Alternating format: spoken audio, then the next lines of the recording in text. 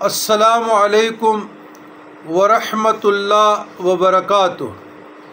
اللہم صلی علی سیدنا و مولانا محمد سلطان الرسل وعلی آل سیدنا و مولانا محمد وبارک وسلم۔ عزیزان گرامی، اللہ تعالیٰ کے اسماء حسنہ کا بیان۔ چوتھا اسم الملک، حقیقی بادشاہ۔ امام جزری نے حسن حسین میں لکھا ہے، جو شخص روزانہ صبح کی نماز کے بعد یا ملک و کثرت سے پڑھا کرے گا، اللہ تعالیٰ اسے غنی فرمائیں گے، وہ مخلوق سے بے نیاز ہوگا۔ الملک کے معنی اور اس کے خواص۔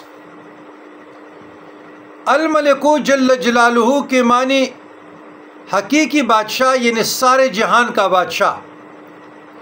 اور علماء کرام مشائخ اعظام نے اپنے کتب اسماء الحسنہ کے بیان میں، تشریح میں، اس کے خواص تو انگنت ہے، لیکن ان کے جو تجربات سے ثابت ہیں وہ 7 ہیں۔ جو شخص اس اسم کو زوال کے وقت 120 بار پڑھے گا، اللہ تعالیٰ اس کو صفائی قلب اور عنا عطا فرماتا ہے۔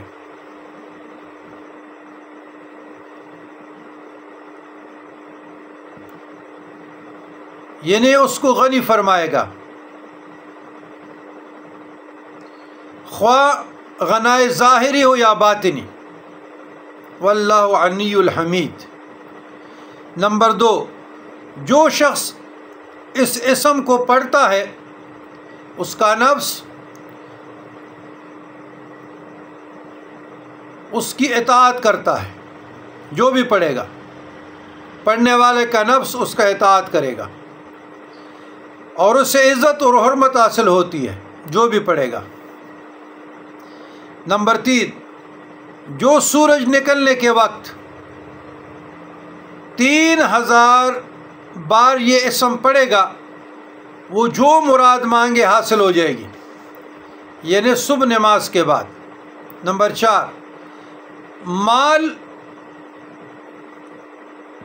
و ملک والا آدمی، حکمران یا بڑا عہدیدار، افیسر، بیوروکریٹ، اگر یہ اسم القدوس کے ساتھ ملا کر پڑھے گا تو اس کا مال اور ملک قائم رہے گا۔ نمبر 5، جو اس اسم کو فجر کے بعد 120 بار پڑھنے کا معمول بنائے، اللہ تعالیٰ اسے اپنی عنایات کے ذریعے غنی فرما دیتا ہے۔ نمبر 6، اگر حکمران اسے پڑھنے کا معمول بنائے تو بڑے بڑے فراعنہ، سرکش اور متکبر لوگ ان کے مطیع اور فرمانبردار بن جائیں گے۔ نمبر 7، جو کوئی روزانہ صبح کی نماز کے بعد یا ملک و کثرت سے پڑھا کرے گا، اللہ تعالیٰ اسے غنی فرما دے گا۔